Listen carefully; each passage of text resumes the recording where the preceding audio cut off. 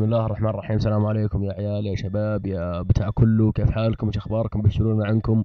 معكم حنا قناتنا جي اف اف جاست فور فن، فقط للمرح. القناة الالعاب وناسة ومقاطع او اي شيء يونس صدرك ويسعد المشاهد راح ننزله باذن الله. معكم طبعا انا زيكو ابو حميد ابو بندر. نعم. بالنسبه لمقاطع الالعاب راح تكون ان شاء الله 500 مقطع في اليوم، فقط 500 مقطع. راح اكون انا الالعاب الار بي جي او التختيم.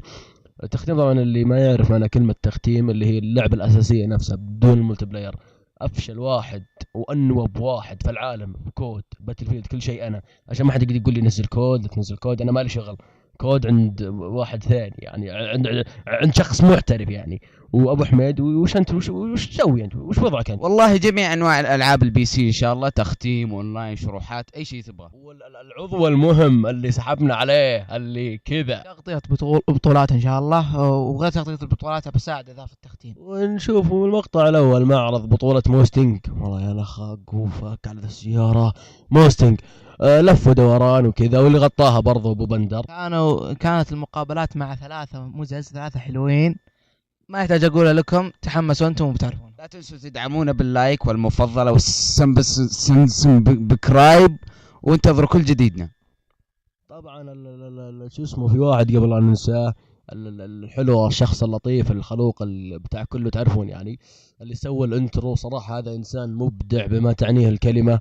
هذا مفتي او ابو سميح او سموه اللي تبون تسمونه، بس صراحة الرجال مبدع بشكل ما تتصورونه. يعطيك العافية على الانترو والتصميمات اللي انت سويتها لنا، ونترككم مع مقطع.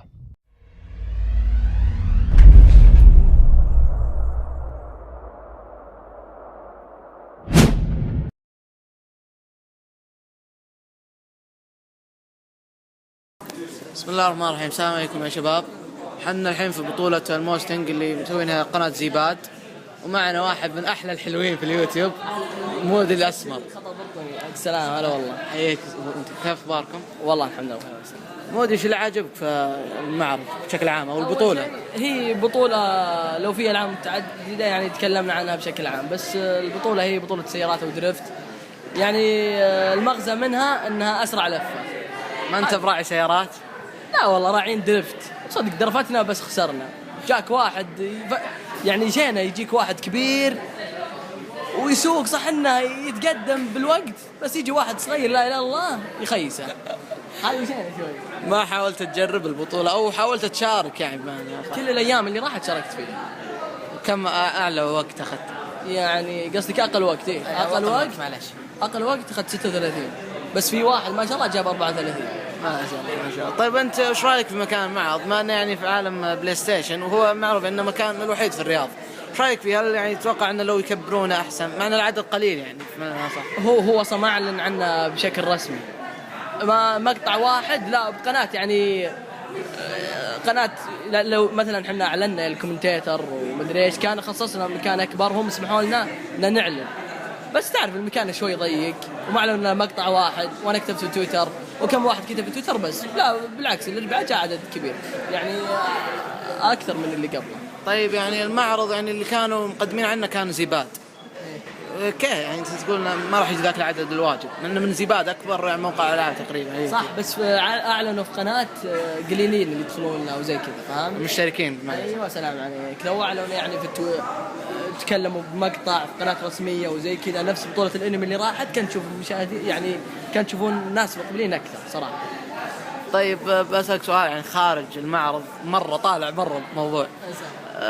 تعرف داخلين على عام 2013 احنا الحين، الألعاب واجد جديدة بتجي، أنت وش متحمس لها؟ أكثر يعني 3 ألعاب متحمس لها؟ لا حاليا يعني 2013 ولا لعبة وصلتني ولا لعبة إلا يعني ما أدري. هيتمان طلعت 2013.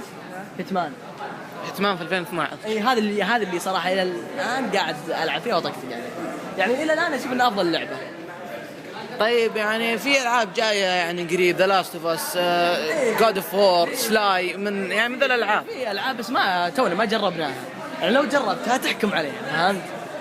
أنت من النوع اللي كود وخلاص ها مرتاحين عليها؟ لا حرام عليك، في أشرطة ثانية ندعس فيها ومدري إيش. وش حشر أنت الثانية؟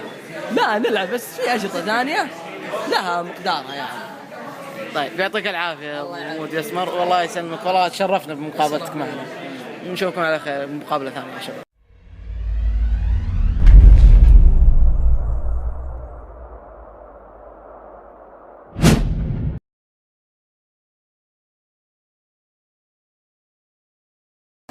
بسم الله الرحمن الرحيم. رجعنا لكم يا شباب في معرض سيارة موستنج مسمينها زباد، ومعنا الفتاة المعجبة بجاد اوف وور رياض القدحي.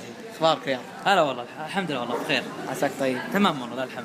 طيب بما انك انت يعني من المنظمين اللي في البطولة، ايش رايك فيها؟ بما انها اول بطولة يبدو انها جيت فيها وانت اللي كنت منظم فيها. والله الحمد لله البطولة ماشية، بس تعرف كانت اللهم يوم الاثنين والثلاثاء اوقات دراسة، فما بس باوقات الدراسة جو ناس ما توقعت يجون، بس يوم الاربعاء توقعت هذه الزحمة تيجي علشان ويكند واحد ما عنده شيء وده يشارك في البطولة وده يربح يشوف الشباب. فبالنسبة اشوف الاعداد مرة العدد كان كويس، وبالعكس يعني فرحانين بشوفة الشباب والله. على طاري وقت البطولة، في ناس قالوا انه وقت البطولة ما كان زين، يعني لو انكم مسوينها زي جيمرز داي ما كان احسن. ما شفت ان هذا يكون صحيح؟ والله وقت البطولة مو بيدي انا، ما عندي خبرة في وقت البطولة كان ابدا، فانصدمت يوم شفت الوقت، فقلت اهم شيء اني اكون جاي يعني انظم واقابل الشباب. طيب أنت بالنسبة لك هل تشوف أن لو يعني مكان بعالم بلاي ستيشن، تعرف المكان صغير ويبدو يعني لو أن العدد ذا كان زاد كان ابتلشتم أنتم؟ ايوه.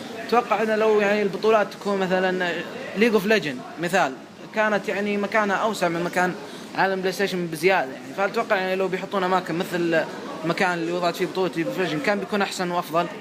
اكيد بيكون احسن وافضل، بس اتوقع في النهايه كل شركه لها سياسه ماشيه عليها، فما تعرف انه وش السياسه تتبع كل شيء. يعني كانت ليج اوف ليجندز منتظم زباد نفسه مو مسوي كل شيء، هذا لا من عالم سوني، فما يمديك تقنعهم تروحوا الاماكن، فالكل شيء له سياسته يعني. يعني البطولة كانت من بلاي ستيشن نفسها. البطوله على حسب المكتوب في موقع الكلام من تنظيم زباد، والتنظيم والراعين يعني بلاي ستيشن. طيب بنسألك سؤال ما له أي دخل في الموضوع، شاطح عن البطولة. وش الألعاب اللي متحمس لها بما أننا الحين في سنة 2013؟ ذا لاست اوف اس وجود اوف اسنشن. راح تجربها ديمو ذا لاست اوف اس ولا لا؟ ايه اكيد بجربها يعني، طبعا فضولي بيختل وبدأ عارف متحمس بخلصه يعني. ما اتوقع انه بيكون اشياء يعني لو بتناظرها او تلعبها في الديمو انت تتحسف. يمكن اتحسف يا عارف اكيد بتحسف، بس يعني معروف لازم اجربها، لازم اعطي في النهايه انطباع اولي يعني. الله يجزاك خير يا رياض، والله تشرفنا بمقابلتك. الله يسلمك والله يعطيك. اشوفكم على خير في مقابله ثانيه.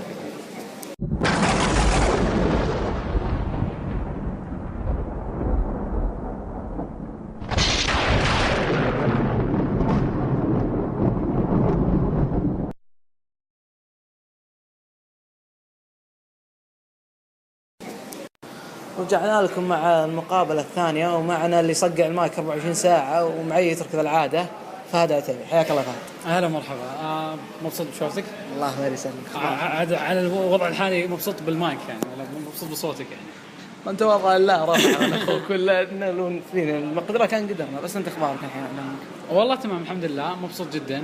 احنا موجودين الان في عالم بلاي ستيشن زي ما انتم عارفين، قاعدين نسوي بطولة فورد ولعبة ديرت شو داون. مبسوط اني قاعد اشوف ناس مثلك يعني، ومتحمس يعني. في ناس واحد تحمس جايب توني جايب الدباب ولابس اللبس كامل وداخل المباراة كفرات جاي متحمس. متحمس جدا. طيب لحظة بس بسألك سؤال، انت لاحظت هنا في فرق واضح يعني بين المكان، لان اذكر المسابقة اللي قبلها كانت ليج اوف ليجند، ذكرت انها كانت يعني مكانها ممكن اوسع من كذا، فانتم ليش يعني ما كانت نيتكم انكم تستعملونها مثل الاماكن اللي كانت في ليج اوف ليجند مثلا؟ ليج اوف ليجندز كان مكانه بالنسبه لنا وكلنا عارفين كان مكان كويس زي المكان هذا. المكان هذا امن شوي، معروف، اسهل الوصول له. كحجم ليج اوف ليجندز كان اكبر، لكن ليج اوف ليجندز كان بطوله اكبر. هذه بطوله اقل، اللي يشارك يطلع على طول زي ما تشوفون في الصور، بتشوف الناس قليلين لانه نضطر نطلع الناس عشان ما يصير مكان زحمه ولا يصير فيه تكسير ولا شيء. ولا فعليا نسبه الناس اللي شاركوا في البطوله هذه اكثر من ليج اوف ليجندز، وهذا الشيء اللي يصدمني يعني. طيب انت يعني تتوقع انها يعني مو توقع يعني، لكن ليش ما لاحظت ان عدد قليل بالنسبه لبطوله ليج اوف ليجند؟ يعني حتى اذكر كان في كلانات في ليج اوف ليجند، بعد غير الكلانات جو كومنتيتر كبار، ابو سلو يعني والشباب باقيين احمد، لكن في البطوله يمكن ما جاء حتى الا قله. ما لاحظت ليه؟ ابو سلو واحمد ومودي ومشعل اليوسف بلاي واي وبلاي اواي كلهم جو بس انت اللي فوتهم مو بلي لا لحقت على مودي، لحقت على مودي والشباب. فلا الشباب موجودين، بالعكس انا اشوف نسبه الناس اللي جو اكثر من نسبه الناس اللي جو كان اكثر من الكومنتيترز والناس والجيمرز اكثر من العاده يعني، واكثر من ليج اوف ليجندز. وغير كذا ليج اوف ليجندز كان اكبر بالنسبه لي، كانت هذه اول بطوله كنا ضاغطين عليها. هالبطوله حابين نخفف شوي على الضغط، ما سوينا اعلان ضخم. مو القصد ان ما نوصل رساله للجميع، لا بالعكس ودنا كل الناس، بس نبغى نركز على المهتمين بالاول. فاللي مهتم اكيد عرف وجاء وشارك وبالنسبه لي نسبه عدد المهتمين اللي جو ترى انا مره مصدوم فيها يعني، ونسبه الناس الجايين مره رهيبين. غير كذا لا تنسى ان احنا في وسط اسبوع بدينا 2 و3 ربوع، فنسبه الناس برضه راح تقل. بس معلش، لان الناس تتكلم عن ذا الموضوع، انه ليش ما سويتوه مثل جيمرز داي؟ لان جيمرز داي كانت على ايام اسبوع، وغير انها على ايام اسبوع حتى لو انه ما كان اجازه في ذيك الاوقات، كانت حتى يعني اوقات اجازه عامه يعني، في ايام اسبوع اربعاء وخميس جمعه يعني، حتى لو ما كانت اجازه ذاك الوقت كانوا الناس يقدرون يجون. فانتم ليش خليتوها من 2 3 ولا 4؟ معروف المحلات، احنا اخذنا عالم بلاي ستيشن، معروف عن المحلات في العالم بلاي ستيشن، عالم سوني، اي محل يكون ضغطه عاده 4 و5 جمعه، فمو ودنا انه احنا نضغط على عالم بلاي ستيشن وعالم سوني يعني. يعطيهم الف عافيه، ما قصروا اعطوني يوم الربوع، وهذا كان شيء صعب شوي، لكن ما قصروا اعطوني 3 ايام وبدعمهم يعني، ما قصروا. وهذا انا بالنسبه لي مبسوط. جيمرز داي كان بشكل عام يعني تجي وتعيش الجو. هذا بطوله ودك تكون بسيطه وسهله للناس اللي يوصلوا لها، او بسيطه ما تبغى ضغط في المكان. ترى زحمه الناس مو شيء كويس يعني. جيمرز داي كان في دعايه اكبر من حجم المكان، مع الحجم كان ضخم جدا جدا جدا مقارنه بالسنه اللي قبلها، وكان احسن بكثير. لكن الناس ما لاحظوا هذه الامور، انه نسبه الدعايه كانت ضخمه. انت ما ودك هالشيء يصير. وفي ذاك الوقت بعد كان زحمه يعني. ليش الزحمه؟ لانه كان في دعايه وصيت كبير. ما قلنا شيء سلبي الصيت، بالعكس انا انصدمت من نسبه الجيمرز يعني. قاعد اقول لك كل مره وانا انصدم اكثر بالمجتمع اللي احنا موجودين فيه، الحمد لله.